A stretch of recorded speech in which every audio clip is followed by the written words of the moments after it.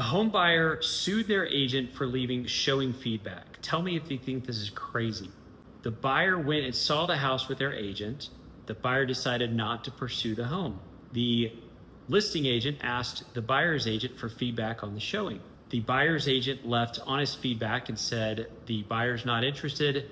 They think the home is overpriced and in poor condition. Fast forward a week, that buyer decided that they were interested in that house. They wrote an offer that was below asking. The seller countered and said no, full price. The buyer paid full price and got a contract on the home. Everything was fine until they got to the closing table.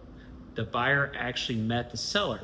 The buyer said something in the nature of, well, you really drove a hard bargain. The seller explained that the buyer's agent had left feedback after they saw the house the first time.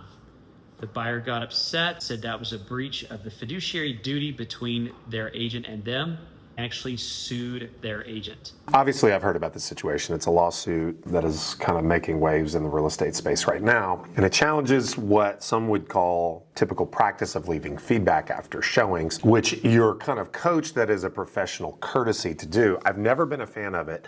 I have rarely done it in my career, and frankly, it just doesn't seem to make a ton of sense for me. The listing agents that are frustrated by this, I think, are probably overplaying the value of feedback provided by a buyer's agent. The conversations I have with sellers of mine when I meet with them to put their home on the market, we usually discuss feedback in somewhere in the realm of the comment of how much trust do you put in the comments of someone who isn't interested in purchasing your home. And I do believe that under the wrong circumstances, probably unlikely in most cases, but under the right circumstances, an agent providing feedback can compromise their client's ability to negotiate. Now, I'm not sure entirely that this gentleman has the story completely right, because the way he lays it out, I'm not certain how the feedback could have been to the buyer's detriment. But let's say, for example, he did tell it right, and maybe the feedback that the house was overpriced and in poor condition angered the seller, and the seller, out of spite